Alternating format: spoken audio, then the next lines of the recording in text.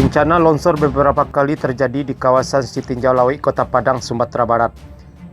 Kondisi tersebut membuat akses penghubung Kota Padang dengan wilayah Solok Raya dan sekitarnya terganggu, bahkan melumpuhkan arus lalu lintas. Ahli geologi Sumbar Ade Edward mengatakan, ancaman longsor di kawasan Sitinjau Lawi sebaiknya ditangani sejak dini.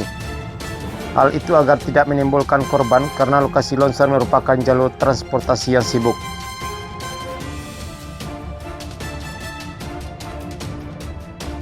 Kondisinya memang sudah pada tingkat risiko tinggi untuk terjadi longsoran susulan, ujar Ade saat dihubungi awak media Minggu 4 September 2022 lalu. Ade mengungkapkan pihak terkait mesti melakukan rapid assessment untuk meminimalisir kemungkinan terjadinya longsor menimbulkan korban jiwa. Perlu kajian cepat untuk mengetahui secara lebih rinci kondisi geologisnya, seperti posisi dan dimensi bidang gelincir, seberapa banyak volume tanah batuan yang dalam kondisi labil yang siap untuk longsor, dan hal-hal terkait stabilitas lereng sekitarnya, jelasnya. Menurut Ade, Sitinjau Lawi merupakan kawasan batuan bukit barisan yang didominasi oleh pelapukan batuan vulkanik berupa tanah liat, lemping pasir dengan batuan berukuran kerikil sampai bongkahan besar. Tanah liat dan lemping pasiran itu, kata dia, bersifat sangat plastis. Jika terkena air sehingga pada tebing-tebing akan mudah memicu gerakan tanah.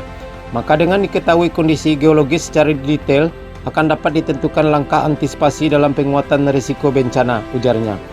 Seperti diketahui, lokasi ancaman longsor di kawasan Sitinjau Lawi ini berada di bekas lokasi longsor yang terjadi berulang.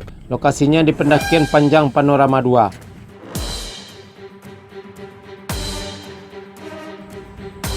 Terakhir bencana longsor terjadi pada Jumat 2 September 2022 sore. Langkah pembersihan material longsor cepat diatasi dengan siaganya alat berat di lokasi. Namun kemacetan kerap terjadi dengan peningkatan volume kendaraan yang melintas di jalur Sitinjau Lawi. Lokasi longsor ini tentunya menjadi ancaman bagi pengendara yang melintas. Apalagi di saat cuaca ekstrim, pengendara menjadi was-was dan diharapkan berhati-hati. Jika tidak, kemungkinannya sebaiknya putar balik atau memilih jalan alternatif.